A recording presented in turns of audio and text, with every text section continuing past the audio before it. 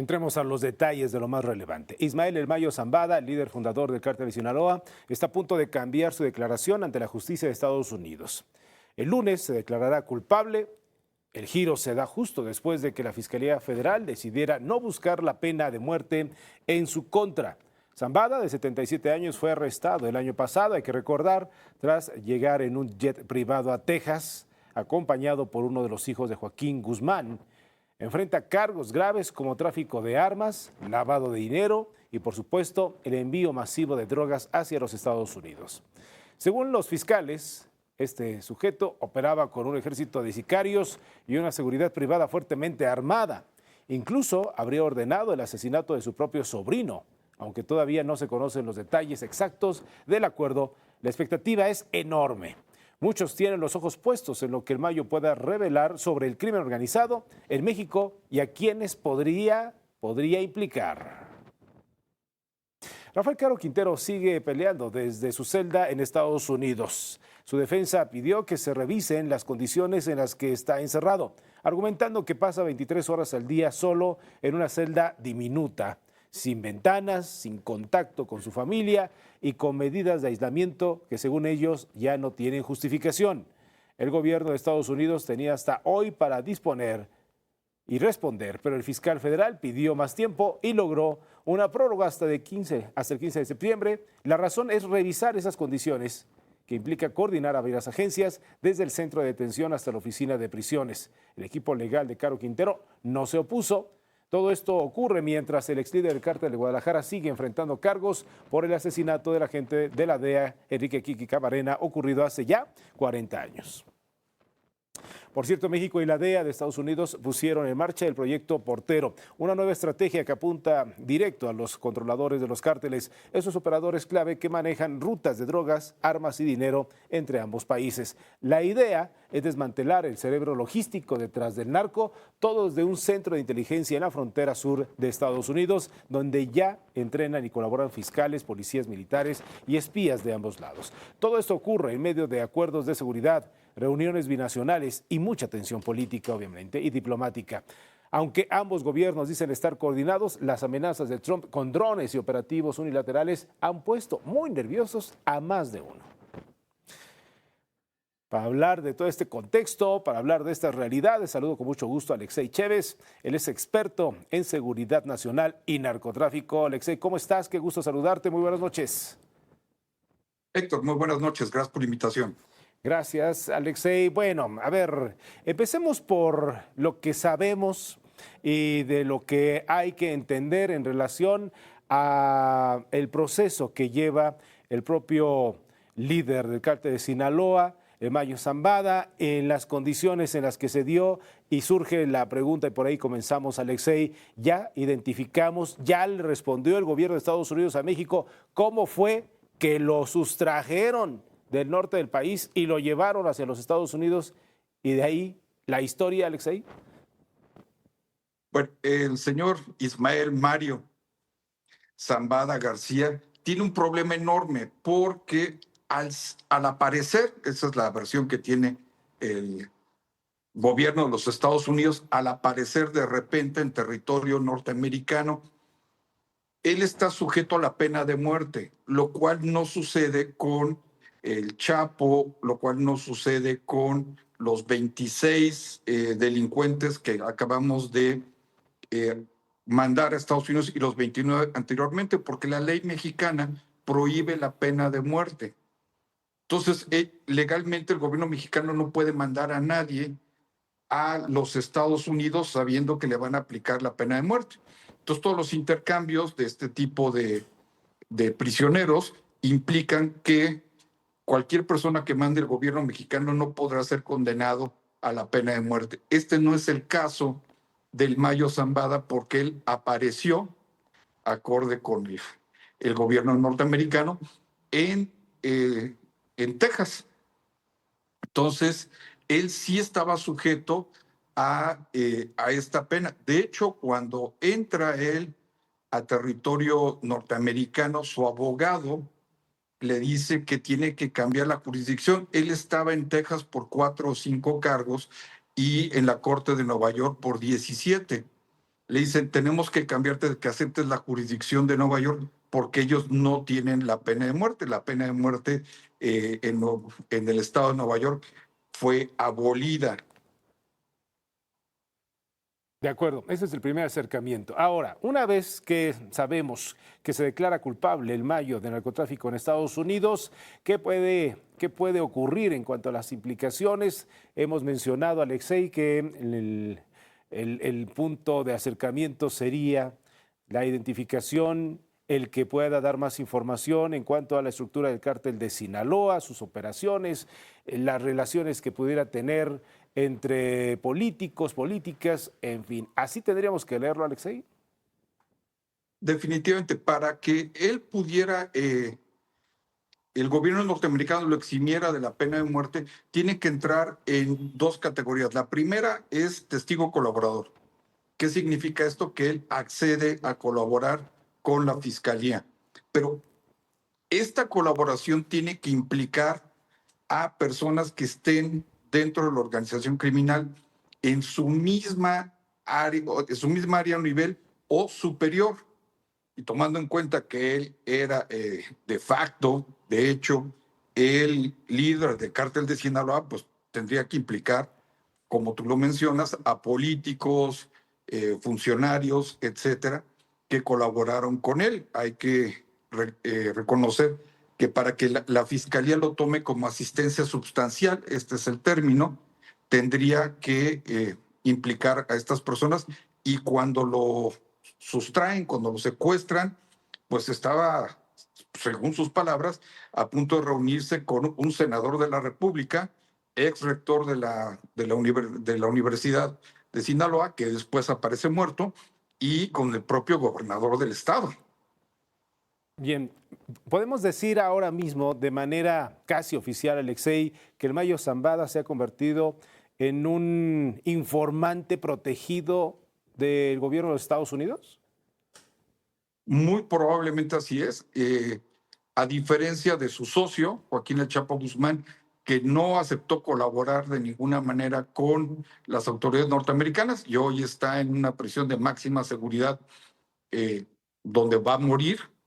El Mayo, de 77 años, sí aceptó esto ante una sentencia, una muy probable sentencia de muerte. Él tiene 77 años, está enfermo, pero tiene el mismo abogado que su hijo, el Mayito.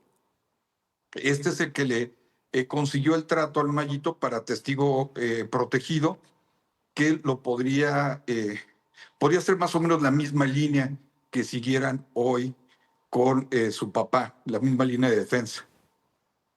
¿Tú coincides con opiniones en relación a que la información que puede proporcionar el Mayo Zambada tiene el poder de desmantelar el engranaje, la capacidad estructural, política, financiera, empresarial del cártel de Sinaloa, Alexei? No, definitivamente esto no va a suceder. Yo me referiría a la entrevista que dio en el 2010 con Julio Scherer para el semanario Proceso, no sé si la recuerdes. Claro. Algo que comentó él, y me permito parafrasear verbal, es: nada cambiaría con su detención. El narco, como la corrupción, están arraigados en México. Estas fueron sus palabras hace Son palabras del 15 Mayo. años, las palabras del Mayo, hace exactamente 15 años. Y lo que vemos que está sucediendo hoy en día en Sinaloa, donde hay 1,800 muertos en lo que va del año desde su detención, aproximadamente 2,000 desaparecidos, pérdidas multimillonarias para todo el estado, etcétera, pues viene a ser la pelea de a ver quién se va a sentar en el trono que dejó el Mayo. Para tener más el contexto claro, Alexei, del poder de un cártel que este señor lideraba, junto con otros ahora, por supuesto, la capacidad de trasiego, de exportación de drogas hacia los Estados Unidos, hacia Europa, hacia Asia incluso, el poder internacional, hasta dónde puede llegar y lo cual, ¿por qué Estados Unidos, el gobierno de Donald Trump, le ha puesto particular interés? Lo que caracteriza al cártel de Sinaloa, específicamente después de la detención de su supuesto líder, todo el mundo decía que era el Chapo, aunque gente más enterada decía que el verdadero jefe era el Mayo, fueron los primeros en detectar este asunto de los metanfetaminas y lo fácil que era pasarlas hacia los Estados Unidos y las enormes ganancias que de esto venían. Igualmente, el cártel de Sinaloa, junto con el Golfo, fueron los primeros en detectar la oportunidad de colaborar con los colombianos para el tráfico de cocaína. Ellos detectaron muy sabiamente, me permitas la expresión, que lo que venía eran las metanfetaminas. Entonces, esto les permitió generar una red de contactos, como tú lo mencionas, en Europa, en Australia, por ejemplo, donde se paga mucho más, 5 veces más cualquier droga de la que está en los Estados Unidos, sin los controles que hay hoy en día en la frontera México-norteamericana. Entonces, definitivamente es un cartel que ha innovado mucho, que creció enormemente en poder, en dinero, en armamento, gracias a esta transición que hace hacia el tráfico de metanfetaminas y fentanilo. ¿Qué hay sobre el cártel de los Chapitos? ¿Quiénes son y por qué del cártel de Sinaloa hay que hablar de los Chapitos, Alexei? Bueno, son los herederos naturales de su padre. Cuando a él lo detienen en el 2014 y pasan el Mayo a formar una especie de coalición con los menores, como les dicen coloquialmente, para manejar el cártel. El Mayo, hay que reconocerle, nunca, fuera de esa entrevista con Proceso, nunca había buscado los reflectores, nunca había querido figurar eh, en estas listas norteamericanas. De cualquier manera, desde el Departamento de Estado norteamericano llevaba 17 años persiguiéndolo, armándole un expediente. Se pedían 15 millones de dólares por él. Pero bueno, estos jóvenes que ya de alguna manera le peleaban una parte del control del cártel, del territorio y todo, hoy en día se están peleando con los legítimos herederos del Mayo, su hermano, sobrinos, etcétera, porque de los 8 hijos del Mayo, pues 3 están detenidos, 2 de ellos en Estados Unidos. De acuerdo.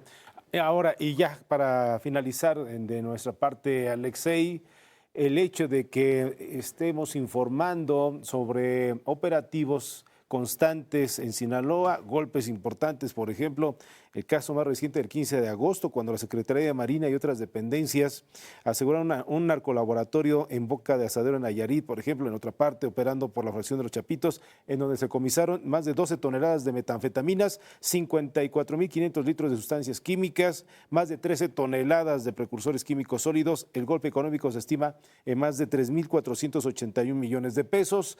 El caso, por ejemplo, de Sinaloa, la detención de 31 personas, 15 fueron identificadas como miembros de los Chapitos, se aseguran N cantidad de armas de fuego, granadas, cartuchos, media tonelada de droga, en fin, es evidente la diferencia del combate frontal al crimen organizado directamente del cártel de Sinaloa en este sexenio, a diferencia del anterior, Alexei.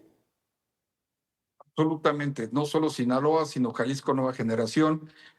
Hoy en día han recibido fuertes golpes por parte de esta administración, específicamente Defensa y Marina Armada de México han logrado éxitos contundentes. Las labores de inteligencia del secretario Harfush ha permitido desmantelar parte muy pequeña, debo decir, de esta organización criminal.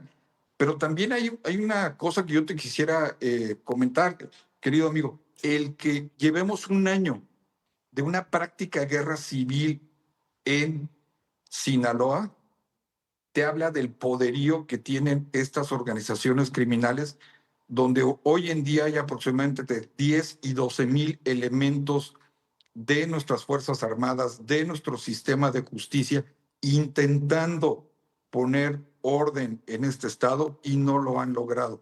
Esto también nos habla de la profundidad, de las capacidades que tienen estas organizaciones criminales y que desafortunadamente pues hay que redoblar esfuerzos porque si no, se nos va el país. Claro, bueno, y es que cuando empezamos a ver el poder económico de corrupción, la cantidad de dinero que se genera, y de ahí podemos entender hasta dónde puede estar la raíz del manejo, del dejar hacer, dejar pasar en entidades, en municipios, en gobiernos de diferentes estados de la República, Alexei. Pero bueno, desgraciadamente se nos termina el tiempo. Vamos a dejarlo hasta este punto. Alexei Chévez, experto en seguridad nacional y narcotráfico, como siempre, gracias por tu disposición.